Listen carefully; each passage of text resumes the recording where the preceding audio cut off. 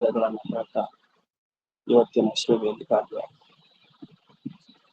ಅನುಭವ ಸಾರದೊಳಗ ಮೊದಲನೇ ಸಂಧಿಯ 6ನೇ ಸೂತ್ರವನ್ನ ಹೇಳಿ ಮುಗಿಸಿ ಅವ ಪ್ರಶ್ನೆ ಮಾಡಕ್ತಿದ್ದ. ಆ ಪ್ರಶ್ನೆಯ ಕೊನೆಯ ನುಡಿಯನ್ನು ಉಳಿದ. ಮೊದಲನೇ ಸಂಧಿಯಲ್ಲಿ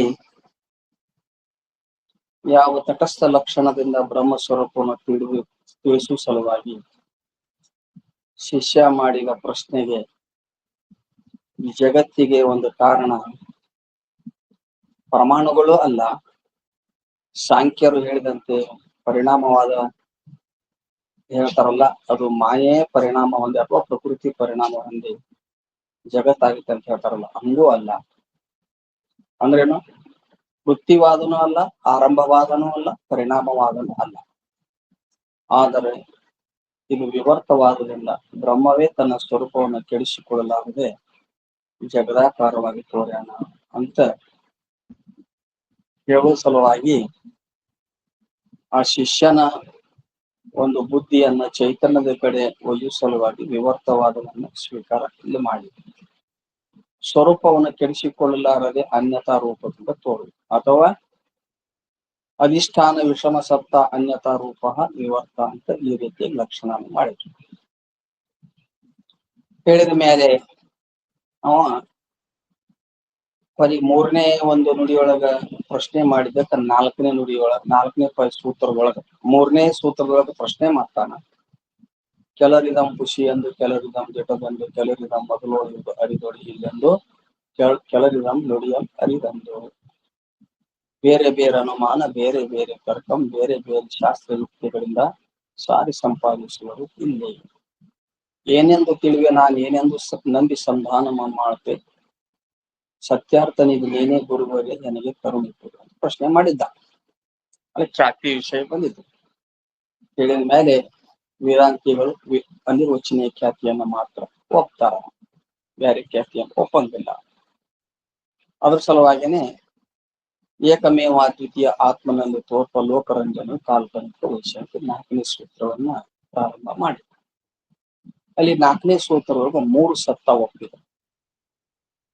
ಒಂದು ಪಾರಮಾರ್ಥಿಕ, ಒಂದು ವ್ಯಾವಹಾರಿಕ ಮತ್ತು ಒಂದು ಪ್ರಾತಿಭಾಷಿಕ. ಯಾಕೆ 3 ಸತ್ತ ಒಪ್ಪಿದ್ರು? ಅಲ್ಲಿ ಸೃಷ್ಟಿ ದೃಷ್ಟಿವಾದದಲ್ಲಿ 3 ಸತ್ತ ಬರ್ತಾವ, ದೃಷ್ಟಿ ಸೃಷ್ಟಿವಾದದಲ್ಲಿ 2 ಸತ್ತ ಬರ್ತಾವ. ಅಲ್ಲಿ 3 ಸತ್ತ ಯಾಕೆ ಒಪ್ಪಿದ್ರು ಅಂದ್ರೆ ಶಿಷ್ಯನಾದಂತವ ವ್ಯಾವಹಾರಿಕ ಜಗತ್ತಿನ ಕುರಿತು ಪ್ರಶ್ನೆ ಮಾಡಿದ್ದ. ವ್ಯಾವಹಾರಿಕ ಜಗತ್ತಿನಲ್ಲಿ ದೃಷ್ಟಿ ಇಟ್ಟುಕೊಂಡು ಪ್ರಶ್ನೆ ಮಾಡಿದ್ದ. ಅದಕ್ಕೆ ಅವನಿಗೆ 3 ಸತ್ತ ಒಪ್ಪಿ ಅವಂಗ ಹೇಳಿ, ಮತ್ತೆ ಅವಂಗ ನೋಡು ಈ ಬ್ರಹ್ಮ ಸ್ವರೂಪದಲ್ಲಿ ಈ ಒಂದು ಜಗತ್ತನ್ನು ಅಂತ ತೋರ್ತದ, ತೋರಿದ್ರು ಕೂಡ ಕಲ್ಪಿತದ ಅಂತ ಹೇಳಿ ಅವ 5ನೇ ಸೂತ್ರದಲ್ಲಿ ಮತ್ತೆ ಪ್ರಶ್ನೆ ಮಾಡಿದ. ಅವು ಏನ್ ಪ್ರಶ್ನೆ ಮಾಡಿದಪ್ಪ ಅಂತಂದ್ರೆ, ಅಲ್ಲ ಚೈತನ್ಯ ಯಾಕ ನೀವು ಈ ಬ್ರಹ್ಮ ಜಗತ್ತಿಗೆ ಕಾರಣ ಆಗ್ತಕ್ಕಂತೀವಿ, ಮಾಯೇನೇ ಕಾರಣ ಅಂತ ಹೇಳ್ಬಿಡಲ್ಲ. ಯಾಕಂದ್ರೆ ಕಾರ್ಯಕ್ಕೂ ಕಾರಣಕ್ಕೂ ಸಲಕ್ಷಣ ಇರಬೇಕು, ವೈಲಕ್ಷಣ ಇರ. ಈಗ ನೋಡಿದ್ರೆ ಜಗತ್ತಿಗೆ ಬ್ರಹ್ಮನೇ ಕಾರಣ ಅಂತೀವಿ. ಬ್ರಹ್ಮ ಸಚ್ಚಿದಾನಂದ ಸ್ವರೂಪದ ಸತ್ತು ಚಿತ್ತಾನಂದ ನಿತ್ಯ ಪರಿಪೂರ್ಣ. ಆದ್ರೆ ಜಗತ್ತೇನದೆ ಅಂದ್ರೆ ಅಸತ್ತು ಜಗ ಎಲ್ಲ ಮತ್ತು ಅನಿತ್ಯ ದುಃಖ ಪರಿಚಯಗಳಿಂದ ತಿಳ್ಕೊಂಡಾಗ ಅದಕ್ಕೆ ಮಾಯೇನೇ ಪರಿಣಾಮ ಹೊಂದಿ ಜಗತ್ತಾಗಿತ್ತು ಅಂತ ಹೇಳ್ರಲ್ಲ. ಬ್ರಹ್ಮನೇ ಜಗತ್ತಾಗಿತ್ತಂತ ಅಂದ್ರ ಆ ಬ್ರಹ್ಮಕ್ಕ ಕಾರಣದ ಗುಣ ಕಾರ್ಯದಲ್ಲಿ ಇರಬೇಕು ಅಂತ ಹಿಂಗ ಹೇಳಿದಾಗ ಅಲ್ಲಿ ಅವರು ಮತ್ತ 6ನೇ ಸೂತ್ರವನ್ನು ಪ್ರಾರಂಭ ಮಾಡಿ 6ನೇ ಸೂತ್ರ ಪ್ರಾರಂಭ ಮಾಡಿ ಅದ್ರೊಳಗ ಅವ್ಗೇನ್ ಹೇಳ್ತಾರು ಅಂತಂದ್ರ, ನೋಡು ಈ 6ನೇ ಸೂತ್ರದೊಳಗೆ 2 ಸತ್ತ ಹೋಗ್ತಾರ. ವ್ಯಾವಹಾರಿಕ ಸತ್ತ ಬಿಡ್ತಾರ, ಒಂದು ಪಾರಮಾರ್ಥಿಕ ಸತ್ತ, ಇನ್ನೊಂದು ಪ್ರಾತಿಭಾಷಿಕ ಸತ್ತ. 2 ಸತ್ತ ಅಂತ ಹೋಗ್ತಾರ. ಈ 2 ಸತ್ತ ಒಪ್ಪಿ ಅವನಿಗೆ ದೃಷ್ಟಿ ಸೃಷ್ಟಿವಾದ್ರಿಂದ ನಿನಗೆ ಎಲ್ಲಿವರೆಗೆ ದೃಷ್ಟಿ ಇರ್ತದ ಅಲ್ಲಿವರೆಗೆ ಸೃಷ್ಟಿ ಕಾಣ್ತದೆ. ನಾವು ಪ್ರಶ್ನೆ ಮಾಡಿದ್ದ, ಸ್ವಪ್ನ ದೃಷ್ಟಾಂತ ಕೊಟ್ಟು ನೀವು ಸ್ವಪ್ನದ ಜ್ಞಾನದ ಸಮಕಾಲದಲ್ಲಿ ಸ್ವಪ್ನದ ಪದಾರ್ಥಗಳು ಇರುತ್ತವೆ. ಹಗ್ಗದಲ್ಲಿ ಹಾವು ತೋರುವಾಗ ಹಾವಿನ ಜ್ಞಾನ ಸಮಕಾಲದಲ್ಲಿ ಹಾವು ಇರುತ್ತದೆ. ಅರ್ಥಾಭ್ಯಾಸ ಮತ್ತು ಜ್ಞಾನಾಭ್ಯಾಸ ಎರಡು ಏಕಾಗ್ರಲಿ ಉತ್ಪತ್ತಿ ಆಗ್ತಾವ, ಎರಡು ಏಕಾಗ್ರಲಿ ಲಯ ಆಗ್ತಾವ. ಹೆಂಗ ಹೇಳಿದ್ರ ಅಲ್ರಿ, ನೀವು ಸ್ವಪ್ನದ ಪದಾರ್ಥದಂತೆ ಈ ಜಗತ್ತಂತ ನೀವು ಹೇಳ್ತೀರಿ. ಆ ಸ್ವಪ್ನದ ಪದಾರ್ಥಗಳು ಅವು ಸ್ವಪ್ನ ಜ್ಞಾನ ಕಾಲದಲ್ಲಿ ಮಾತ್ರ ತೋರ್ತಾವ. ಅದು ಇಲ್ಲ, ಅದು ಸ್ವಪ್ನ ಜ್ಞಾನ ಇಲ್ದಾಗ ತೋರಂಗಿಲ್ಲ ಅನ್ನೋದು ನನ್ನ ಅನುಭವಕ್ಕೆ ಬರ್ತದೆ. ಯಾಕಂದ್ರೆ ಸ್ವಪ್ನದ ಪದಾರ್ಥಗಳು ಮುಂದೆ ಜಾಗೃತ ಇರುವುದಿಲ್ಲ. ಆದ್ರೆ ಜಾಗೃತದ ಪದಾರ್ಥಗಳು ಈ ಹಿಂದ ನಿದ್ದೆ ಮಾಡಕ್ಕಿಂತ ಮೊದಲು ಯಾವ ಜಾಗೃತ ಪದಾರ್ಥ ಇತ್ತು, ನಿದ್ದೆ ಮಾಡಿ ಎದ್ದ ಮೇಲೆ ಅದೇ ಜಾಗೃತ ಪದಾರ್ಥ. ಒಂದ್ ವೇಳೆ ಪ್ರಾತಿಭಾಷಿಕ ಅಂದಿದ್ರ ಜ್ಞಾನದ ಸಮಕಾಲದಲ್ಲಿಯೇ ಜ್ಞೇಯ ತೋರ್ತದಂದಿದ್ರ, ಮತ್ತ ಇದು ಬಹಳ ಕಾಲದಿಂದ ಇದ ಜಗತ್ತ ಐತಿ. ನೀವು ದೃಷ್ಟಿ ಸೃಷ್ಟಿವಾದವನ್ನ ಹೇಳಿದ್ರ ನಮಗ ಹಿಂದ ನೋಡಿದ ವಸ್ತುನೇ ಈಗ ನೋಡಾಕತ್ತೇನೆ ಅಂತ ಪ್ರತ್ಯಭಿಜ್ಞಾ ಜ್ಞಾನ ಆಗುದು ಆಗ್ತದಲ್ಲ, ಆಗಬಾರ್ದಾಗಿತ್ತು. ಪ್ರತ್ಯಭಿಜ್ಞಾ ಜ್ಞಾನ ಅಂದ್ರೆ ಪ್ರತ್ಯಭಿಜ್ಞಾ ಜ್ಞಾನ ಅಂದ್ರ ಸ್ಮರಣೆ ಸಹಿತವಾಗಿ ಇಂದ್ರಿಯ ವಿಷಯ ಸಂಯೋಗದಿಂದ ಯಾವ ಜ್ಞಾನ ಆಗುತ್ತದೆಯೋ ಅದಕ್ಕೆ ಪ್ರತ್ಯಭಿಜ್ಞಾ ಜ್ಞಾನ ಅಂತ. ಸ್ಮರಣೆ ಸಹಿತವಾಗಿ ಹಿಂದ ನೋಡಿದ ವಸ್ತು ಇರ್ಬೇಕು, ಅದ್ರ ಸ್ಮರಣೆ ಅದೇ ವಸ್ತು ಈಗ ನೋಡ್ತಾ ಇರ್ಬೇಕು. ಒಂದ್ ಊರಾಗ ಆನೆ ಹೊಂಟಿತ್ತಪ್ಪ, ಆ ಆನಿನ ಆ ಊರಾಗ ಒಬ್ಬ ನೋಡಿದ್ದ. ಅದೇ ಮನುಷ್ಯ ಬೇರೆ ಊರಿಗೆ ಬೀಗೂರ್ ಊರಿಗೆ ಹೋಗಿದ್ದ. ಬೀಗೂರಿಗೆ ಹೋದಾಗ ಅದೇ ಆನೆ ಬಂದಿತ್ತು. ಯಾಕ ಅದೇ ಆನೆ ಅಂದ್ ಹೆಂಗ್ ಗೊತ್ತಂದ್ರ ಮಾವುತ ಅವನೇ ಇದ್ದ. ಅಂದ್ರೆ ಅದ್ರ ಮೇಲೆ ಶ್ರೀಶೈಲಂ ಅಂತ ಬರ್ದಿತ್ತು. ಅಂದ್ರೆ ಅದ್ರ ಮೇಲೆ ಅದ್ ಬದರ್ತಾರಲ್ಲ, ಅದ ಆನೆ ಬಿಡಪ್ಪ. ಅದೇ ಈ ಆನೆ ಅನ್ನುವಾಗ ಯಾವ ಜ್ಞಾನ ಆಕತ್ತ ಪ್ರತ್ಯಭಿಜ್ಞಾ ಜ್ಞಾನ ಅಂತ. ಒಂದು ಅಭಿಜ್ಞಾ ಪ್ರತ್ಯಕ್ಷ, ಇನ್ನೊಂದು ಪ್ರತ್ಯಭಿಜ್ಞಾ ಪ್ರತ್ಯಕ್ಷ ಅಂತ ಇರ್ತಾವ. ಪ್ರಪ್ರಥಮದಲ್ಲಿ ಇಂದ್ರಿಯ ಮತ್ತು ವಿಷಯಗಳಿಗೆ ಸಂಯೋಗಜನ್ಯ ಜ್ಞಾನ ಇತ್ತಂದ್ರ, ಪ್ರಪ್ರಥಮದಲ್ಲಿ ಹೊಸ ವಿಷಯಗಳಿಗೆ ಇಂದ್ರಿಯಗಳ ಸಂಯೋಗ ಆಗಿ ಆ ವಸ್ತುವಿನ ಜ್ಞಾನ ಹಾಕಿತ್ತು ಅಂದ್ರೆ ಅದಕ್ಕೆ ಅಭಿಜ್ಞಾ ಪ್ರತ್ಯಕ್ಷ. ಅದೇ ವಿಷಯ ಹಿಂದ ನೋಡಿದ ವಿಷಯ ಅದೇ ಇರಬೇಕು, ಈಗ ಅದೇ ಪ್ರತ್ಯಕ್ಷ ಆಗಿದೆ. ಹಿಂದ ಅದನ್ನೇ ನೋಡಿರ್ಬೇಕು, ಅದೇ ಈಗ ಮತ್ತೆ ಇಂದ್ರಿಯ ವಿಷಯ ಅದೇ ಸಂಯೋಗ ಆಗಿ ಜ್ಞಾನ ಆಗಿರ್ಬೇಕು. ಇದಕ್ಕ ಪ್ರತ್ಯಭಿಜ್ಞಾ ಪ್ರತ್ಯಕ್ಷ ಅಂತ. ಅವ್ ಪ್ರಶ್ನೆ ಮಾಡ್ತಾನ, ಅಲ್ರಿ ಬಾಳ ದಿವಸದಿಂದ ಈ ಒಂದು ಜಗತ್ತಿನ ಪದಾರ್ಥಗಳು ನಮ್ಗೆ ಪ್ರತೀತಿ ಆಗ್ತಾವ. ಜ್ಞಾನದ ಸಮಕಾಲದಲ್ಲಿನೇ ಜ್ಞೇಯ ತೋರ್ತದಂದ್ರ ಮತ್ತ ಬಾಳ ದಿವಸಗಟ್ಲೆ ಅದಾವಲ್ಲ, ಬಾಳ ದಿವಸಗಟ್ಲೆ ಅದೇ ತೋರ್ತದಲ್ಲ, ಇದಕ್ಕ ಜ್ಞಾನದ ಸಮಕಾಲದಲ್ಲಿ ಜ್ಞೇಯ ತೋರ್ತದೆ ಅಂದ್ರೆ ದೃಷ್ಟಿ ಸೃಷ್ಟಿವಾದ ಹೆಂಗ್ ಹೇಳ್ತೀರಿ ನೀವು ಅಂತ, ಅಥವಾ ಪ್ರತ್ಯಭಿಜ್ಞಾ ಜ್ಞಾನ ಆಗಕ್ಕತ್ತಲ್ಲ ಅದಕ್ಕೆ ಏನ್ ಕಾರಣ, ಅದು ಏನ್ ಹೇಳ್ತೀರಿ? ಜ್ಞಾನದ ಸಮಕಾಲದಲ್ಲಿ ಜ್ಞೇಯ ತೋರಿದ್ರೆ ಪ್ರತ್ಯಭಿಜ್ಞಾ ಜ್ಞಾನ ಆಗುದಿಲ್ಲ ಏನ್ರಿ? ಆಗುದಿಲ್ಲ. ಅದಕ್ಕೆ ಏನ್ ಹೇಳ್ತೀರಿ ಅಂದಾಗ, ನೋಡಪ್ಪ ಬಾಳ ದಿವಸಗಳಿಂದ ಜಗತ್ತು ತೋರಾಕತ್ತೈತಿ ಅನ್ನಕತಿಯಲ್ಲ, ನೀನು ಬಾಳ ದಿವಸದಿಂದ ನಿನಗ ಒಂದು ದೃಷ್ಟಿ ಅದ. ಬಾಳ ದಿವಸದಿಂದ ಈ ಜಗತ್ ತೋರಾಕತ್ತ ಅನ್ಬೇಕಾಗಿತ್ತ ಅಂದ್ರೆ ಬಾಳ ದಿವಸದಿಂದಲೂ ನಿನ್ನಲ್ಲಿ ಒಂದು ದೃಷ್ಟಿ ಅದ. ಅಂದ್ರೆ ದೃಷ್ಟಿ ಅಂದ್ರೆ ಏನು? ದೃಷ್ಟಿ ಅಂದ್ರೆ ಅವಿದ್ಯಾ ವೃತ್ಯಾತ್ಮಕ ಜ್ಞಾನಕ್ಕೆ ದೃಷ್ಟಿ ಅಂತ. ಅವಿದ್ಯಾ ವೃತ್ಯಾತ್ಮಕ ಜ್ಞಾನಕ್ಕೆ ಅಂತಾರ ದೃಷ್ಟಿ ಅಂತ. ಆ ದೃಷ್ಟಿ ಸೃಷ್ಟಿಯಾಗ್ತದೆ. ದೃಷ್ಟಿನ ಏನಾಕೈತಿ? ಸೃಷ್ಟಿಯಾಗಿ ಹೋಗ್ತದೆ. ದೃಷ್ಟಿ ಅಂದ್ರೆ ಭ್ರಮಾತ್ಮಕ ಜ್ಞಾನಕ್ಕೆ ದೃಷ್ಟಿ ಅಂತ, ಅಥವಾ ಅವಿದ್ಯಾ ವೃತ್ಯಾತ್ಮಕ ಜ್ಞಾನಕ್ಕೆ ಏನಂತಾರ? ದೃಷ್ಟಿ ಅಂತ. ಅದ್ರೊಳಗ ಹಲವು ಪ್ರಶ್ನೆಗಳನ್ನು ಮಾಡಿದವ. ನೀವು ದೃಷ್ಟಿ ಅಂತ ಎದಕ್ಕಂತೀರಿ? ದೃಷ್ಟಿ ವೃತ್ತಿ ರೂಪವು ಚೈತನ್ಯ ರೂಪವು. ಒಂದ್ ವೇಳೆ ದೃಷ್ಟಿ ವೃತ್ತಿ ರೂಪ ಅಂದ್ರ ಚರ್ಮ ವೃತ್ತಿ ಒಂದೈತಲ್ಲ, ವೃತ್ತಿ ರೂಪ ಅಂದ್ರ ಅಂತಃಕರಣ ವೃತ್ತಿನ ಅಂತಃಕರಣ ವೃತ್ತಿಯಲ್ಲಿ ಬ್ರಹ್ಮಾಕಾರ ವೃತ್ತಿನ ಬ್ರಹ್ಮಾಕಾರ ವೃತ್ತಿಗೆ ಚರ್ಮ ವೃತ್ತಿ ಅಂತ. ಆ ಬ್ರಹ್ಮಾಕಾರ ವೃತ್ತಿಗೆ ವಿಷಯ ಆದದ್ದು ಯಾವುದು?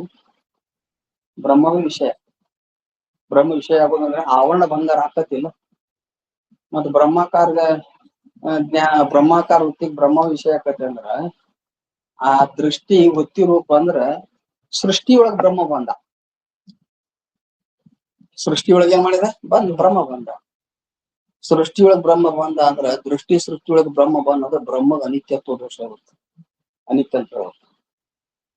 ಮತ್ತ ದೃಷ್ಟಿ ಅದ ಚೈತನ್ಯ ರೂಪ ಅಂತಂದ್ರ ಚೈತನ್ಯ ಅನಿತ್ಯವೋ ನಿತ್ಯವೋ ಅಂತ ಕೇಳಿದ್ರೆ ನಿತ್ಯ. ಚೈತನ್ಯ ಆ ದೃಷ್ಟಿ ಅನ್ನೋದು ಚೈತನ್ಯದ ಸ್ವರೂಪ ಅಂದ್ರ ಚೈತನ್ಯ ನಿತ್ಯದ, ದೃಷ್ಟಿ ನಿತ್ಯ. ದೃಷ್ಟಿ ನಿತ್ಯ ಆದ್ರೆ ಸೃಷ್ಟಿನೂ ನಿತ್ಯ ಆಗ್ಬೇಕ. ಸೃಷ್ಟಿ ನಿತ್ಯ ಅಂತ ಹೇಳಿದ್ರ ವೇದಾಂತ ಶಾಸ್ತ್ರಜನ್ಯ ಜ್ಞಾನದಿಂದ ಸೃಷ್ಟಿ ನಿತ್ಯ ಆಗಬಾರದು. ಅಂದ್ರ ಹಿಂಗೆಲ್ಲ ಪ್ರಶ್ನೆ ಮಾಡ್ಕೊಂತ ಬಂದು ಜಗತ್ತಿಗೆ ನೀವು ಪ್ರಾತಿಭಾಷಿಕ ಬೇಡ್ರಿ ಅಂತ, ವ್ಯವಹಾರಿಕ ಸತ್ತ ಕೊಡ್ರಿ ಅಂತ ಅವಂತಾನ, ಇಲ್ಲ ಪ್ರಾತಿಭಾಷಿಕ ಸತ್ತ ಐತೆ ಅಂತ ಇವ್ರಂತ. ಕೊನೆಗೆ 20 ಪೇಜ್ ಬರ್ದಾರಪ್ಪ. ಕೊನೆಗೆ ಏನ್ ಮಾಡಿದ್ರ ಪ್ರಾತಿಭಾಷಿಕ ಸತ್ತಾನೆ. ಹೌದಾ? ಅಷ್ಟು ಕೇಳಿದ ಮೇಲೆ ಮತ್ತ ಪ್ರಶ್ನೆ ಮಾಡ್ತಾನ 5ನೇ ಸೂತ್ರದೊಳಗ. ನೋಡಪ್ಪ, ಅವಂತಾನವ ಗುರುಗಳಿಗೆ ನಮಸ್ಕಾರ ಮಾಡಿ ಪ್ರಶ್ನೆ ಮಾಡ, ಗುರುಗಳೇ ಈ ಜಗತ್ತಿಗೆ ಬ್ರಹ್ಮನೇ ಅಭಿನ್ನ ನಿಮಿತ್ತ ಉಪಾದಾನ ಕಾರಣ ಏನಂತೀರಿ? ಜಗತ್ತಿಗೆ ಬ್ರಹ್ಮವೇ ಕಾರಣ, ಆದ್ರೆ ಕಾರಣದೋರ್ಗುಳ್ಳ ಗುಣವು ಕಾರ್ಯ ಬಿಡದೆ ಸಾರಿ ತೋರುತ್ತಾ ನಿರುತ್ತಿರಬೇಕು. ಹೌದಲ್ಲ? ನೀವು ಜಗತ್ತಿಗೆ ಬ್ರಹ್ಮನೇ ಕಾರಣ ಅಂದ್ರ ಕಾರಣದ ಗುಣ ಕಾರ್ಯದಲ್ಲಿ ಇರಬೇಕು. ಕಾರಣದ ಗುಣ ಕಾರ್ಯದಲ್ಲಿ ಇರಬೇಕು. ಕಾರಣ ನೋಡಿದ್ರ ಸತ್ತು ಚಿತ್ತು ಆನಂದ ನಿತ್ಯ ಪರಿಪೂರ್ಣವಾದ ಬ್ರಹ್ಮಚೇತನ. ಅದೇ ವಿವರ್ತೋಪಾದಾನದಿಂದ ಜಗತ್ತಾಗಿದೆ. ಹಿಂಗಾರ ಕಾರಣದ ಗುಣ ಕಾರ್ಯದಲ್ಲಿ ಇರಬೇಕಾಗಿತ್ತಲ್ಲ. ದೃಷ್ಟಾಂತ ಕೊಡ್ತಾನ. ಜಡ ಮೃತ್ತಿಕ ಹೇತು ಒಡೆದ ಕುಂಭಾದಿಗಳು ಜಡವೇ ಆದಂತೆ ಚಿತ್ಕಾರಣದ ಜಗಂ ಜಡವಾಗಬಾರದು ಎಲೆದೇವ.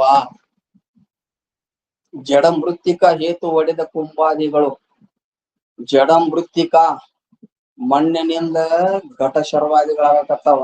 ಮಣ್ಣುನು ಜಡ ಅದ, ಘಟ ಶರ್ವಾದಿಗಳು ಜಡ ಅದಾವ. ಎರಡು ಜಡದ ಲಕ್ಷಣ ಅದಾವ. ಹೌದಲ್ಲ? ಅದಕ್ಕ ಈ ರೀತಿಯಾಗಿ ಎರಡರಲ್ಲಿ ಜಡದ ಲಕ್ಷಣ ಅದಲ್ಲ ಕಾರ್ಯಕಾರಣದಲ್ಲಿ. ಬ್ರಹ್ಮ ಕಾರಣ ಅಂತೀರಿ, ಜಗತ್ ಕಾರ್ಯ ಅಂತೀರಿ, ಲಕ್ಷಣ ನೋಡಿದ್ರೆ ವೈಲಕ್ಷಣ್ಯ ಅದಲ್ಲ. ಕಾರಣದ ಗುಣ ಕಾರ್ಯದಲ್ಲಿ ಇರಬೇಕಾಗಿತ್ತಲ್ಲ ಅಂತ ಪ್ರಶ್ನೆ. ಮುಂದೇನಂತಾನವ? ಜಲದ ಗುಣವೇ ಪೇನದೊಳಗೆ, ಅಗ್ನಿಯ ಗುಣವೇ ಏನು ಸೊಡರೋಳು, ಸದಾಗತಿಯ ಗುಣವೇ ಹಸುವಿನೋಳ್ ಇರುಪವೋಲು. ಹಸುವಿನೋಳ್ ಇರುಪವೋಲು ವಿಶ್ವವು ಅರಿವೆನಬೇಕು. ಏನ್ ಜಲದ ಗುಣವೇ ಪೇನದೊಳಗೆ. ನೀರು ದ್ರವತ್ವ, ಅದರಲ್ಲಿ ಶೀತತ್ವ ಇರ್ತವೆ. ದ್ರವತ್ವ ಮತ್ತು ಶೀತತ್ವ ಇರ್ತದ. ಅದರ ಕಾರ್ಯವಾದಂತ ಜಲದಿ ದೊಡ್ಡ ಸಾಗರ ಅಥವಾ ಈ ಡ್ಯಾಮ್ ಗುಮ್ ಇರ್ತಾವ ನೋಡ್ರಿ, ನೀರಿನ ಕೆರೆ ಬರ್ತಾವ. ಅಲ್ಲಿ ನೀರಿನ ಕಾರ್ಯ ಕೆರೆಗಳು. ನೀರಿನ ಕಾರ್ಯ ಪೇನ, ಬುದ ಅಂದ್ರೆ ಗುಳ್ಳೆಗಳು. ಆ ಗುಳ್ಳೆಗಳಾಗ್ಲಿ, ನೊರೆ ಆಗ್ಲಿ, ಮತ್ತು ಕೆರೆಗಳಲ್ಲಿ ಆಗ್ಲಿ ಆ ನೀರಿನ ಗುಣ ಐತೋ ಇಲ್ಲೋ? ಜಲದ ಗುಣವೇ ಪೇನದು. ಅದು ತಂಪು ದ್ರವತ್ವ ಮತ್ತು ತಂಪು ಶೀತತ್ವ ಅದ್ರಲ್ಲಿ ಐತಿ. ಮತ್ತೆ ಏನಂತಾರ ಅವರು ಮುಂದೆ ಸೊಡರೋಳು ಅಗ್ನಿಗುಣವೇ ಸೊಡರೋಳು. ಅಗ್ನಿಗುಣವೇ ಸೊಡರೋಳು. ಅಗ್ನಿಯಲ್ಲಿ ಉಷ್ಣತ್ವ, ಪ್ರಕಾಶತ್ವ, ದಾಹಕತ್ವ. ಹೌದು, ದಾಹಕತ್ವ ಇರ್ತದೆ. ಮತ್ತ ಅದರದ ಗುಣ ಆ ಅಗ್ನಿಯ ಕಾರ್ಯವಾದ ದೀಪ ಐತಲ್ಲ, ದೀಪದಲ್ಲಿ ಪ್ರಕಾಶತ್ವ ಐತಿ ಇಲ್ಲೋ? ದೀಪದಲ್ಲಿ ಉಷ್ಣತ್ವದ ಇಲ್ಲೋ? ದೀಪದಲ್ಲಿ ಏನೋ ದಾಹಕತ್ವದ ಇಲ್ಲೋ? ಐತಿ. ಮತ್ತ ಹಸುವಿನೋಳ್ ಸದಾಗತಿಯ ಗುಣವೇ ಹಸುವಿನೋಳ್. ಸದಾಗತಿ ಅಂದ್ರ ವಾಯು, ಸದಾ ಸಂಚಾರ ಮಾಡ್ತಿರ್ತದ, ಒಂದ್ ಕಡೆ ನಿಲ್ಲಂಗಿಲ್ಲ. ಅದಕ್ಕ ಆ ವಾಯುವಿನ ಧರ್ಮ, ಆ ವಾಯುವಿನ ಕಾರ್ಯವಾದಂತ ಪ್ರಾಣವಾಯು. ವಾಯುವಿನ ಕಾರ್ಯ ಒಂದು ಪ್ರಾಣವಾಯುನ ಆ ವಾಯುವಿನ ಕಾರ್ಯ ಏನ್ರಿ? ಅಂದ್ರ ಆ ವಾಯು ಪಂಚೀಕರಣ ಮಾಡುವಾಗ ಆ ಪೃಥ್ವಿಯ 1/2 ಅಂಶವಾಗ ವಾಯುವಿನ 1/8 ಅಂಶಕ್ಕೆ ಸೇರ್ಕೊಂಡು ಪ್ರಾಣವಾಯು. ಅದು ಪ್ರಾಣವಾಯು ಯಾವಾಗಲೂ ಸದಾ ಒಂದ್ ಕಡೆ ಶ್ವಾಸೋಚ್ಛ್ವಾಸ ಮಾಡ್ತಾರೆ. ಹೌದಿಲ್ಲ? ಈ ಶರೀರದಾಗ ಈ ಒಂದು ಸೂಕ್ಷ್ಮ ಶರೀರಕ್ಕೆ ಬಂದು ಪ್ರವೇಶ ಆಗಿರ್ತದ ತಾಯಿ ಗರ್ಭದಾಗಿದ್ದಾಗ ಅಲ್ಲಿಂದ ಹಿಡ್ಕೊಂಡು ಸ್ಥಾಯಿವರೆಗೂ ಅದಕ್ಕೆ ಅಷ್ಟು ಅನುಭವ ಇಲ್ಲ. ಅದರ ಕಾರಣವಾದ ವಾಯು ಸದಾ ಚಲಿಸ್ತಾ ಇರ್ತದ. ಅದರ ಕಾರ್ಯವಾದಂತ ಈ ಪ್ರಾಣವಾಯು ಕೂಡ ಸದಾ ಗಮನ ಮಾಡ್ತಿರ್ತದೆ. ಕಾರಣದ ಗುಣ ಕಾರ್ಯದಲ್ಲಿ ಐತಿಲ್ಲೋ ಮತ್ತ ಹಿಂಗಿದ್ದಾಗ ಬ್ರಹ್ಮ ಕಾರಣ ಅಂತೀರಿ ಜಗತ್ತಿಗೆ. ಜಗತ್ತು ಜಡ ಆಗಬಾರದು, ಜಗತ್ತು ಚೇತನವಾಗಿ ತೋರ್ಬೇಕು. ಅದಕ್ಕ ಸಂಲಕ್ಷಣ ಇಲ್ಲ, ವೈಲಕ್ಷಣ್ಯದ ಜಗತ್ತಿಗೆ ಬ್ರಹ್ಮ ಹೆಂಗ ಕಾರಣ ಅಂತೀರಿ, ಮಾಯನೇ ಕಾರಣ ಅಂತ ಹೇಳ್ರಲ್ಲ ಅಂತ ಪ್ರಶ್ನೆ ಮಾಡ್ತಾನ. ಈಗ ಇದೊಂದು ನುಡಿ ಬಂದು ಹೋಗ್ಬಿಟ್ಟು ನೀನ್ ಇಷ್ಟೆಲ್ಲ ಹೇಳಿದ್ವಲ್ಲ, ಗುರುವರ್ಯ ನೀವೇ ನಿಜ ಕರುಣದಿಂದ ಈ ವಿಮತಿ ಪರಿಹರಿಸುವಂತೆ ಪರಮಾರ್ಥಮ ಹೇಳಿ ಬರೆಯುವುದು ಎಂದು ಎರಗಿದನು ಸುಳ್ಳು. ಗುರುಗಳೇ, ನನಗ ತಿಳಿಯದಾಗೆ ಏನೋ ಪ್ರಶ್ನೆ ಮಾಡಿದ್ದೆ, ನನ್ನ ಮನಸ್ಸಿನಲ್ಲಿ ಒಂದು ಸಂಶಯ ಉತ್ಪತ್ತಿ ಆಗಿದೆ. ಆ ಸಂಶಯವನ್ನ ಮುಂದೆ ಮಾಡಿಕೊಂಡು ನಾವು ಪ್ರಶ್ನೆ ಮಾಡಿದ್ದೆ. ನಾನು ಪ್ರಶ್ನೆಗೆ ದಯಮಾಡಿ ತಾವು ಉತ್ತರ ಕೊಡಿ. ನಾನು ಸಂಶಯ ಪರಿಹಾರ, ಯಾಕಂದ್ರೆ ಸಂಶಯ ಇತ್ತಂದ್ರೆ ಮನುಷ್ಯನಿಗೆ ಸಮಾಧಾನ ಉಳಿಯಂಗಿಲ್ಲ. ಯಾವ್ದಾದ್ರು ಸಂಶಯ ಪರಿಹಾರ ಮಾಡ್ಕೋಬೇಕಲ್ಲ. ಅದಕ್ಕೆ ನನಗ ಈ ಸಂಶಯ ಬಂದದ ದಯಮಾಡಿ ತಿಳಿಸಿಕೊಡ್ರಿ ಗುರುಗಳೇ ಅಂತ ಪ್ರಶ್ನೆ ಮಾಡಿದ್ದಕ್ಕ ಮತ್ತೆ 8ನೇ ಸೂತ್ರವನ್ನ ಪ್ರಾರಂಭ ಮಾಡ್ತಾರೆ. 8ನೇ ಸೂತ್ರದೊಳಗ ಒಂದೇ ಸತ್ತ ಹೇಳ್ತಾರೆ. 4ನೇ ಸೂತ್ರದೊಳಗ 3 ಸತ್ತ, 6ನೇ ಸೂತ್ರದೊಳಗ 2 ಸತ್ತ, ಆಮೇಲೆ 8ನೇ ಸೂತ್ರದೊಳಗ 1 ಸತ್ತಾನೆ. ನೀನೇ ಬ್ರಹ್ಮ ಆಗಿ ತೋರಾಕತ್ತಿ, ನೀನೇ ಜಗದಾಕಾರವಾಗಿ ತೋರಾಕತ್ತಿ ಅಂದ್ರೇನು, ಬ್ರಹ್ಮ ಸ್ವರೂಪನಾದ ನೀನೇ ಜಗದಾಕಾರವಾಗಿ ತೋರಾಕತ್ತಿ, ಅಥವಾ ಶುದ್ಧ ಬ್ರಹ್ಮ ಆಗ್ಲಿ ಆತ್ಮ ಆಗಲಿ ಅದೇ ಜಗದಾಕಾರವಾಗಿ ತೋರ್ತದ.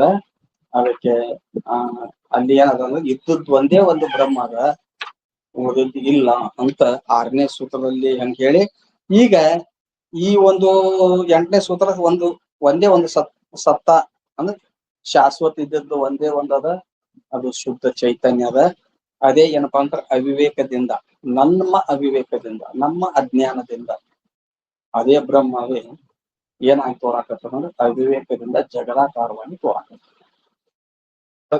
ಅವಿವೇಕದಿಂದ ಹೌದಿಲ್ಲ, ಇರೋದ್ ಹಗ್ಗನ ಐತಿ, ಆಮಿಲ್ಲ ಇಲ್ಲಲ್ಲಿ.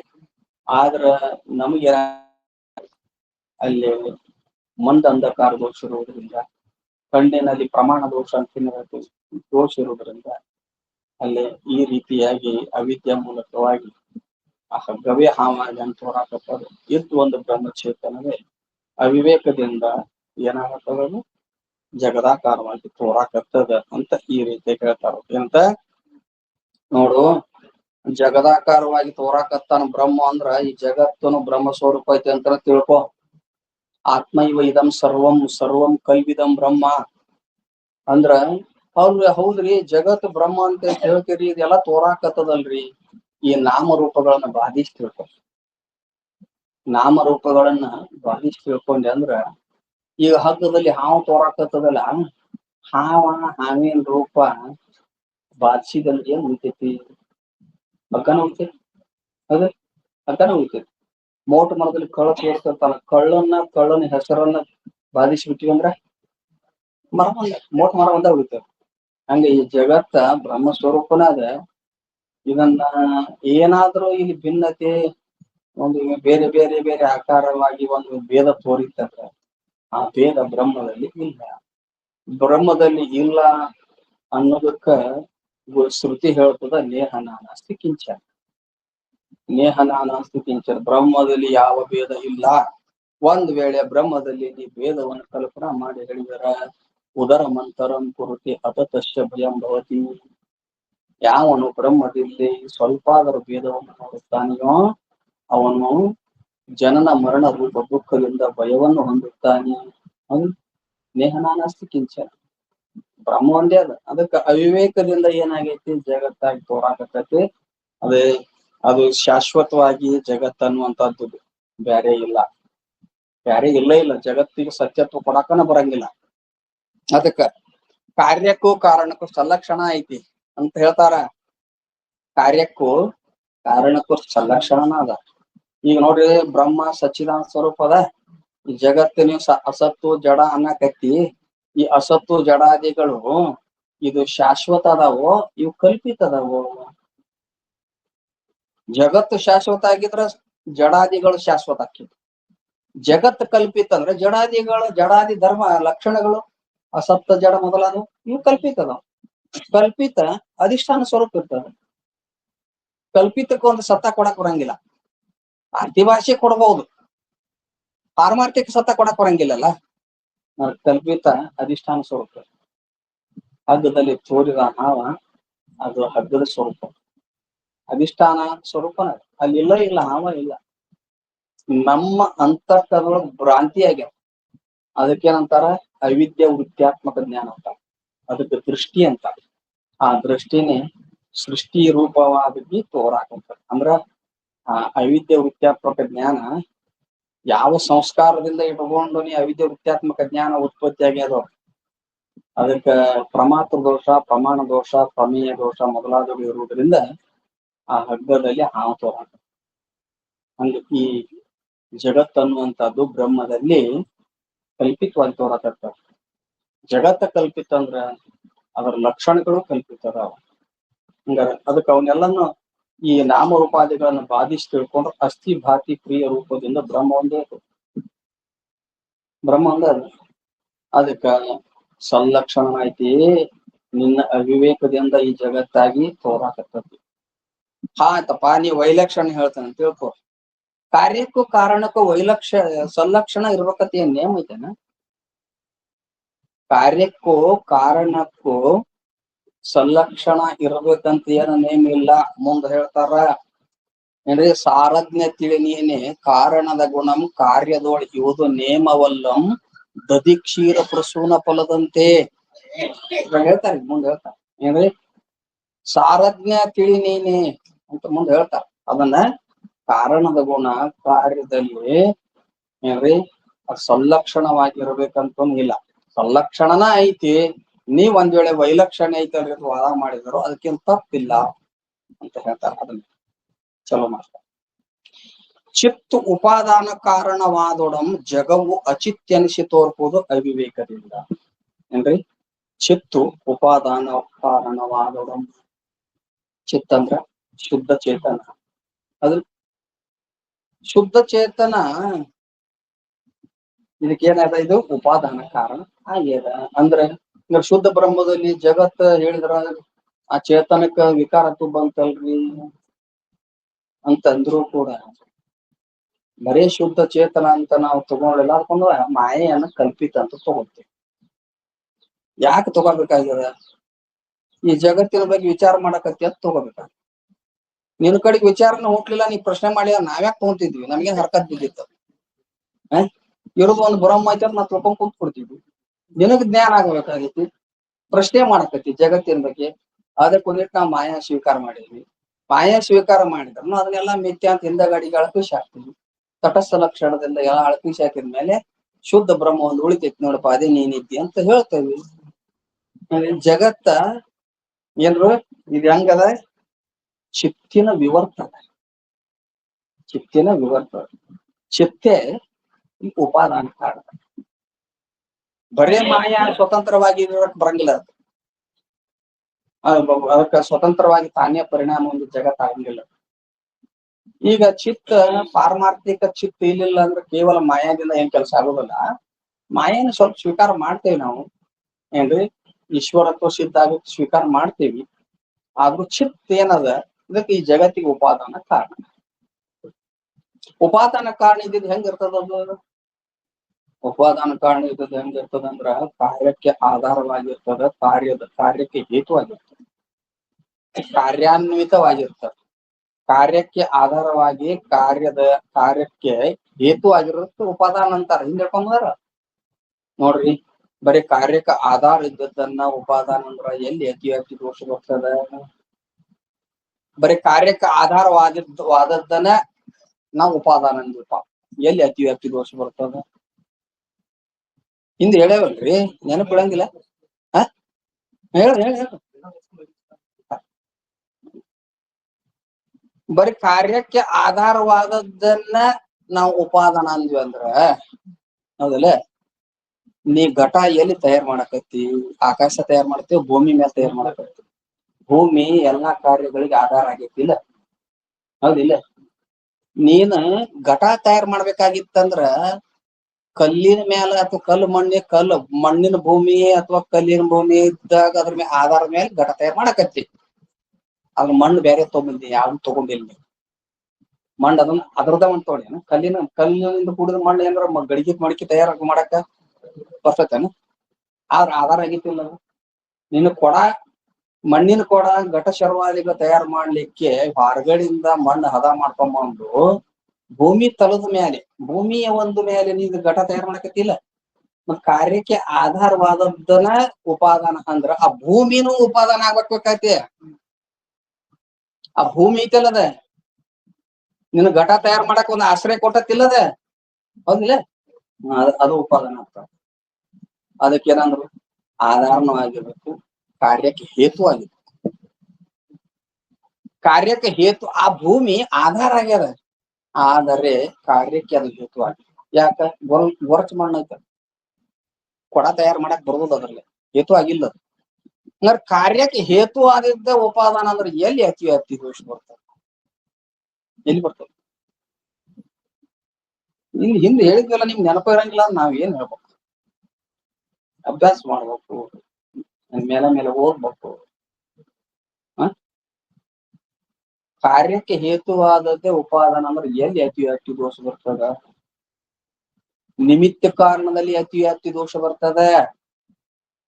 ಕೊಡ ತಯಾರು ಮಾಡಾಕ ಕುಂಬಾರ ಹೇತು ಅದಾನೋ ಇಲ್ಲ? ನಿಮಿತ್ತ ಕಾರಣ ಅದಾನವ, ಹೌದಿಲ್ಲ? ನಿಮಿತ್ತ ಕಾರಣ ಹೇತು ಅದಾನಿಲ್ಲವ, ಮತ್ ಅವನಲ್ಲಿ ಅತಿ ದೋಷ ಬರಂಗಿಲ್ಲ. ಪುಡೆ ಪಾಟ್ ಮಾಗೆ ಸಪಾಟ್, ಏನ್ ಹೇಳಿದ್ರು ನಾವು ಸುಳ್ಗಾಡಿಲ್ಲ. ಒಬ್ಬ ಸಾಧಕ ಒಬ್ರು ಅಭ್ಯಾಸ ಮಾಡ್ತಾರಂದ್ರ ಹಿಂದಿನು ಮುಂದೆ ಕೇಳಿ ಹೇಳ್ತಾ ಇರ್ಬೇಕು, ಹೌದು? ಅದಕ್ಕ ಅವ ನಿಮಿತ್ತ ಕಾರಣ ಅವನಲ್ಲೇನೂ ಕೂಡ ಅತಿ ದೋಷ ಬರ್ತವೆ. ಕಾರ್ಯಕ್ಕೆ ಹೇತು ಅಷ್ಟ ಅಂತ ಒಪ್ಪಿದ. ಕಾರ್ಯಕ್ಕೆ ಹೇತುನೇ ಉಪಾದಾನ ಅಂದ್ರೆ ನಿಮಿತ್ತ ಕಾರಣವಾದಂತ ಕುಲಾಲನಲ್ಲಿ ಅತಿ ದೋಷ ಬರ್ತದೆ. ಉಪಾದಾನಕ್ಕೂ ನಿಮಿತ್ತ ಕಾರಣಕ್ಕೂ ಏನ್ ಭಿನ್ನದ? ಉಪಾದಾನ ಕಾರಣಕ್ಕೂ ನಿಮಿತ್ತ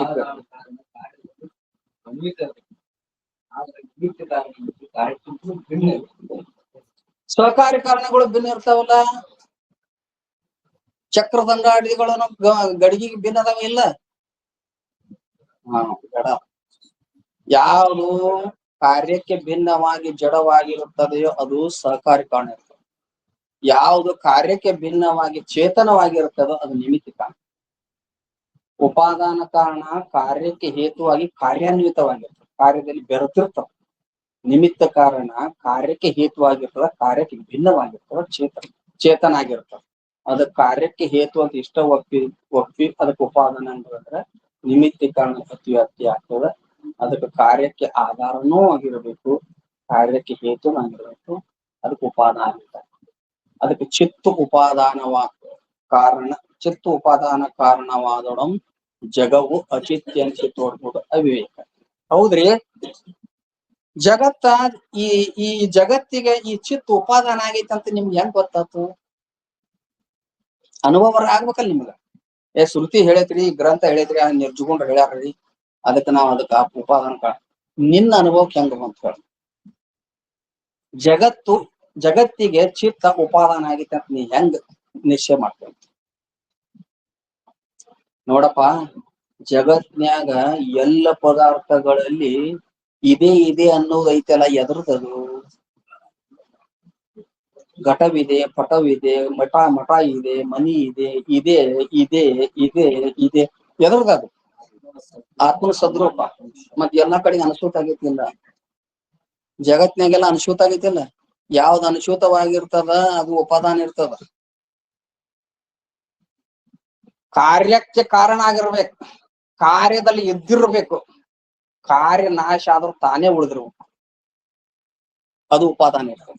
ಯಥೋವಾ ಹಿಮಾನಿ ಭೂತಾನಿ ಜಾಯಂತೆ ಏನ ಜಾತಾನಿ ಜೀವಂತಿ ಯತ್ ಪ್ರಯಂತೆ ವಿಸಂತಿ ತತ್ ತದ್ ಬ್ರಹ್ಮ ತದ್ ಜಿಜ್ಞಾಸ. ಹೌದಿಲ್ಲ? ಈ ಜಗತ್ತಿನ ಉತ್ಪತ್ತಿಗೆ ಯಾವ್ದು ಕಾರಣ? ಶ್ರುತಿ ಹೇಳ್ತಾರೆ ಯಥೋ ವಾಯುಮಾನಿ ಭೂತಾನಿ. ಆ ಬ್ರಹ್ಮದಲ್ಲಿನೇ ಈ ಜಗತ್ತು ಉತ್ಪತ್ತಿ ಆಗ್ಯದ. ಏನ್ರಿ? ಏನ ಜಾತಾನಿ ಜೀವಂತಿ, ಬ್ರಹ್ಮ ಸ್ವರೂಪದಲ್ಲೇ ಈ ಜಗತ್ತು ಇರ್ತದ ಅನ್ನಕ್ ಹೆಂಗ್ ಗೊತ್ತಾಗ್ತೈತೆ ಅಂದ್ರ ಆತ್ಮನ ಸದ್ರೂಪ ಎಲ್ಲದರಲ್ಲಿ ಅನುಸೂತವಾಗಿ ಪ್ರತೀತಿ ಆಗ್ತದ. ಹೌದಿಲ್ಲ? ಹೌದ್ರಿ, ಸದ್ರೂಪ ಅನುಸೂತವಾಗಿ ಪ್ರತೀತಿ ಆಗ್ತದ. ಚಿದ್ರೂಪ ಹೇಳಕತ್ತಾರಲ್ರಿ ಇಲ್ಲಿ. ಚಿತ್ತು ಉಪಾದಾನ ಕಾರಣವಾದೊಡಂ, ಸತ್ತು ಉಪಾದಾನ ಕಾರಣವಾದೊಡಂ ಅನ್ಬೇಕಾಗಿತ್ತು. ಚಿತ್ತು ಉಪಾದಾನ ಕಾರಣವಾದೊಡಂ ಅಂತ ಯಾಕೆ ಹೇಳಿದರು? ಯಾಕೆ ಹೇಳಿದ್ರು? ಹುಚ್ಚ ಸತ್ಯ ಚಿತ್ತ ಐತೆ ಅಂತ ಹೇಳ್ಬೇಕಾಗಿದೆ. ಏನ್ರಿ? ಸತ್ಯ ಚಿತ್ತದ, ಚಿತ್ತೆ ಆನಂದದ, ಆನಂದವೇ ನಿತ್ಯದ, ನಿತ್ಯವೇ ಪರಿಪೂರ್ಣದ. ಹೌದಲ್ಲ? ಹಂಗ ನಿನಗ ಹಲವು ಸ್ವರೂಪ ಲಕ್ಷಣದಲ್ಲಿ ಏಕತ್ವವನ್ನು ಹೇಳ್ಬೇಕಾಗೈತಿ. ಅದಕ್ಕ ಸದ್ರೂಪ ಅಂದ್ರನು ಬ್ರಹ್ಮವೇ, ಚಿದ್ರೂಪ ಅಂದ್ರನು ಬ್ರಹ್ಮವೇ. ಹೌದಿಲ್ಲ? ಚಿತ್ತು ಉಪಾದಾನ ಕಾರಣವಾದ ಈ ಜಗತ್ತಿಗೆ ಒಂದು ಶುದ್ಧ ಚೈತನ್ಯವೇ ಉಪಾದಾನ ಕಾರಣ ಇದೆ. ಆದ್ರೂ ಜಗದಾಕಾರವಾಗಿ ಯಾಕೆ ತೋರಾಕತ್ತದ ಅಂತ ನಿನ್ನ ಅವಿವೇಕ್ತನ, ನಿನ್ನ ಅವಿವೇಕ್ತನ ಅಂತ. ಶಂಕ ಶ್ವೇತ ವರ್ಣದ ಇದ. ಕಾಮಾಂಡಿ ರೋಗ ಬಂದವನಿಗೆ ಹೆಂಗ್ ಕಾಣ್ತೈತೆ ಅದು? ಏನ್ರಿ? ಹಳದಿ ಕಾಣ್ತದ. ಹೌದಿಲ್ರಿ? ಶಂಕ ಶುಭ್ರದ ಇಲ್ರಿ, ಶುಭ್ರ ಇರ್ತಾವ. ಅವಂತಾನ ಕಾಮಾಲಿ ರೋಗ ಬಂದವನಿಗೆ ಹಳದಿ ಕಾಣುತ್ತೆ. ಜಗತ್ತಿಗೆ ಏನ್ ಯಾವ ಶಾಶ್ವತವಾದ ಜಗತ್ತಿಗೊಂದು ಒಂದು ಪ್ರಕೃತಿಯ ಒಂದು ಬಣ್ಣ ಏನೋ ಇರ್ತದ ಅಂತ ತಿಳ್ಕೊರಿಪ್ಪ. ಎಲ್ಲಾರು ಬಿಳೆ ಹುಲ್ಲು, ಎಲ್ಲಾರ್ಗಿ ಬಿಳೆ ಹುಲ್ಲ ಬೆಳ್ಳಗ ಕಾಣ್ತದ. ಯಾವನೋ ಒಬ್ಬ ಹಸಿರು ಚಸ್ಮಾ ಹಾಕೊಂಡ ನಂಗೆ ಹಸಿರು ಕಾಣಾಕತ್ತ, ನಿನ್ನ ಚಸ್ಮಾ ತೆಗಿ ಮೊದಲು. ಏನ್ರಿ? ನಿನ್ ಚಸ್ಮಾ ತೆಗದಿ ಅಂದ್ರ ಅದ ನೀನ್ ಬಿಳೆ ಹುಲ್ಲ ಐತ. ಹಂಗ ನಿನ್ನ ದೃಷ್ಟಿಯೊಳಗ ಅವಿದ್ಯೆ ಅದ. ಜಗತ್ತು ಬ್ರಹ್ಮದ ಕಾರ್ಯ ಅಂದ್ರೂ ಕೂಡ ಈ ಜಗತ್ತಿಗೆ ಚಿತ್ತೆ ಉಪಾದಾನ ಕಾರಣ ಆದ್ರೂ ಕೂಡ ನಿನಗ ಅವಿದ್ಯಾ ದೋಷ ನಿನ್ನಲ್ಲಿ ಇರುವುದರಿಂದ ಏನ್ರಿ ಜಗತ್ತು ಏನಂತಾರ ಅವರು? ಚಿತ್ತು ಉಪಾದಾನ ಕಾರಣವಾದಳು ಜಗವು ಅಚಿತ್ಯನಿಸಿ. ಜಗತ್ತ ಅಚಿತ್ಯನಿಸಿ ಅಂದ್ರೆ ಏನ್ ಅರ್ಥ ಮಾಡ್ಕೊಂಡಲ್ವಾ? ಪರಮಾತ್ಮ ಬ್ಯಾರೆ ಅದಾನ, ಜಗತ್ತೊಂದು ಸತ್ಯವಾಗಿ ಬ್ಯಾರೆ ಐತಿ ಅಂತ ಅರ್ಥ ಮಾಡ್ಕೊಂಡ. ಇದು ಜಗತ್ತಿನ ಪದಾರ್ಥ ಜಡ ಅದಾವ. ಇವು ಏನ್ರಿ? ಜಡ ಅದಾವ. ಕಲ್ಲ ಮಣ್ಣ ಇವೇನೆಲ್ಲದಾವಲ್ಲ ದೇವ್ರ ಅಲ್ಲಿವು. ಇದ್ರ ಚೈತನ್ಯನು ಇಲ್ಲ. ಈ ಜಗತ್ತು ಸುಳ್ಳುನು ಅಲ್ಲ, ಸತ್ಯ ಐತಿ. ಜಗತ್ತೊಂದು ಬ್ಯಾರೆ ಐತಿ, ದೇವ್ರೊಬ್ಬ ಬ್ಯಾರೆ ಅದಾನ. ಹಿಂಗ ತಿಳ್ಕೊಂಡ ನೀವ. ಅಲ್ಲೋ ಜಗತ್ ಒಂದು ಚೈತನ್ಯ ಒಂದು ಬ್ಯಾರೆ ಬ್ಯಾರೆ ಇಲ್ಲ, ಒಂದೈತಿ. ಅದೇ ಚೈತನ್ಯವೇ ನಿನ್ನ ಅವಿವೇಕದಿಂದ ಜಗತ್ತಾಗಿ ತೋರಾಕತ್ತೈತಿ. ಅದ್ರಾಗ ನೀ ಸತ್ಯತ್ವ ಬುದ್ಧಿ ಮಾಡ್ಕೊಂಡು ಜಡ ಐತಿ ಅನ್ಕೊಂಡು ಕುಂತು ಬಿಟ್ಟಿದಿ. ನಿನಗೇನ್ ಹೇಳ್ಬೇಕಪ್ಪ? ನೀನ್ ಅವಿದ್ಯೆ ಕಳ್ಕೊಂಬದಿಲ್ಲ. ಅವಿದ್ಯೆ ಕಳ್ಕೊ ಅಂದ್ರ ಗುರುಗಳ ಹತ್ರ ಹೋಗಪ್ಪ, ಸೇವಾ ಮಾಡು. ಶ್ರದ್ಧಾ ಭಾವ ಇರ್ಲಿ, ಶಾಸ್ತ್ರದಲ್ಲಿ ಶ್ರದ್ಧಾ ಭಾವ ಇರ್ಲಿ, ಮಹಾತ್ಮರಲ್ಲಿ ಗುರುಗಳಲ್ಲಿ ಶ್ರದ್ಧಾ ಭಾವ ಇರ್ಲಿ, ಸೇವಾ ಮಾಡು. ಎಂದ ಗುರುಗಳ ಈಶ್ವರ ಕೃಪಾ ಗುರು ಕೃಪಾ ಬ್ರಹ್ಮಜ್ಞಾನ ಆಯ್ತು ಅಂದ್ರ ನಿನ್ನ ದೃಷ್ಟಿ ಜ್ಞಾನಮಯಂ ಕೃಪಾ ಪಶ್ಯ ಬ್ರಹ್ಮಮಯಂ ಜಗತ್. ಯಾವಾಗ ನಿನ್ನ ದೃಷ್ಟಿ ಅನ್ನೋದು ಅಂದ್ರೆ ನಿನ್ನ ಅಂತಃಕರಣದಲ್ಲಿ ಬ್ರಹ್ಮಜ್ಞಾನ ಉತ್ಪತ್ತಿ ಆಯ್ತು ಅಂದ್ರ ಎಲ್ಲ ನಿನಗ ಜಗತ್ ಅನ್ನುವಂತಹದ್ದು ಇದು ಕಲ್ಪಿತವಾದ, ಇದು ಆತ್ಮನಂತೆ ಸತ್ಯ ಅಲ್ಲ ಅನ್ನುವಂತ ಅನುಭವ ಆಗ್ತದೆ. ಅವಾಗ ನೀ ಏನ್ ಮಾಡ್ತಿ? ಜಗತ್ತಿನ ವಿಚಾರದ ಬಗ್ಗೆ ಗೊಡವಿಗೆ ಹೋಗ್ಯೇನೇನು? ಈ ಜಗತ್ತಿನ ವಿಚಾರ ತಗೊಂಡ್ ಏನ್ ಮಾಡುದು ಬಿಡೋ ಮಾರಾಯ. ಎಲ್ಲಿ ಹೋದ್ರು ಜಗತ್ ಅದ್ರಾಗ ಬ್ಯಾಡ. ಸುಮ್ಮನೆ ನನ್ನ ಆತ್ಮ ಸ್ವರೂಪ ಚಿಂತನೆ ಮಾಡ್ಕೊಂಡು ಆನಂದವಾಗಿರೋದು ಅಂತ ತತ್ವಜ್ಞಾನಿಗಳು ಹೆಂಗಿರ್ತಾರ? ಹೌದಿಲ್ಲ? ಅವ್ರಿಗೆ ತೋರಿದ್ರು ಕೂಡ ಇದ್ ಹೆಂಗ್ ತೋರ್ತದ ಅಂದ್ರ ಸ್ವಪ್ನಾಲೌಕಿಕ ಲೋಕವತ್ ಜಗದಿದಂ ಪಶ್ಯನ್ ಕ್ವಚಿತ್ ಲಬ್ಧದೀಹಿ. ಜೀವನ್ ಮುಕ್ತರಿಗೆ ಹೆಂಗ್ ತೋರ್ತದಂದ್ರ ಒಂದ್ ವೇಳೆ ವೃತ್ತಿ ಹೊರಗೆ ಬಂದ್ರು ಕೂಡ ಸ್ವಪ್ನದಂತೆ ಮಿಥ್ಯೆ ಆಗಿರ್ತದೆ. ಇದು ಸತ್ಯ ಅಲ್ಲ. ಒಂದೇ ಒಂದು ಚೈತನ್ಯ ಸತ್ಯ ಅದ, ಯಾವಾಗಲೂ ಹಂಗೆ ಅದು ತ್ರಿಕಾಲ ಅಬಾಧ್ಯವಾಗ್ಯದ. ಹಿಂದೂನು ಚೈತನ್ಯ ಸ್ವರೂಪ ನಾನೇ ಇದ್ದೆ, ಈಗೂ ಅದೇ ಅದೀನಿ. ಮುಂದೆ ನನಗೆ ಸಾವು ಇಲ್ಲ. ಶರೀರ ಸಾಯ್ತದ, ಶರೀರ ಹೋಗುವಲ್ಲೆ. ಆತ್ಮ ಅದು ಎಂದೂ ಏನಪ್ಪಾ ಅಂತಂದ್ರೆ ಸಾಯಿಲಾರದು. ಅದೇ ನನ್ನ ಸ್ವರೂಪ ಅಂತ ತಿಳ್ಕೊಂಡು ಧನ್ಯ. ಅದು ನಮ್ಮ ಅವಿವೇಕದಿಂದ ಚೈತನ್ಯ ಸ್ವರೂಪವ ಏನಂದ್ರ ಬ್ರಹ್ಮ ಆತ್ಮ ಅದೇ ಅವಿವೇಕದಿಂದ ಜಡ ಜಗತ್ತಾಗಿ ತೋರಾಕತ್ತದ. ಆದ್ರೆ ಜಗತ್ತು ಸತ್ಯ ಅಲ್ಲ, ಜಗತ್ತು ಬ್ರಹ್ಮಕ್ಕಿಂತ ಭಿನ್ನ ಅಲ್ಲ, ಜಗತ್ತು ಕಲ್ಪಿತದ, ಜಗತ್ತಿಗೆ ಇರುವಿಕೆ ಇಲ್ಲ, ಇರೋದು ಒಂದೇ ಒಂದು ಬ್ರಹ್ಮ. ಆ ಬ್ರಹ್ಮವೇ ಅವಿವೇಕದಿಂದ ಜಗತ್ತಾಗಿ ತೋರಿತ ಅನ್ನೋದಕ್ಕೆ ಹೇಳ್ತಾರ. ಮುಂದ ಜಳ ಹತ್ತಿ ಬರಲು ಮನೆಯೊಳಗುಳ್ಳ ಬೆಳಗ್ಗೆ ಕತ್ತಲೆ ಎನಿಸಿ ಮತ್ತಮ್ಮ ಬೆಳಗ ತೋರ್ಪಂತೆ ತಿಳಿ ಆತ್ಮ ಅಖಿಳಬಹುದೆಂದು ದೃಷ್ಟಾಂತ ಕೊಡ. ಯುಕ್ತಿ, ದೃಷ್ಟಾಂತ, ಶ್ರುತಿ ಎಲ್ಲ ಕೊಟ್ಟು, ಅನುಮಾನ ಎಲ್ಲ ಪ್ರಮಾಣಗಳನ್ನು ಕೊಟ್ಟು ಬ್ರಹ್ಮ ಒಂದೇ ಐತಿ, ಚೇತನ ಒಂದೇ ಅಂತ ಹೇಳ್ತಾರ ಈ ಸೂತ್ರದೊಳಗ. ಮತ್ತೆ ಆ ವಿಷಯ ನಾಳೆ ಇವತ್ತಿನ ವಿಷಯ ಏನ್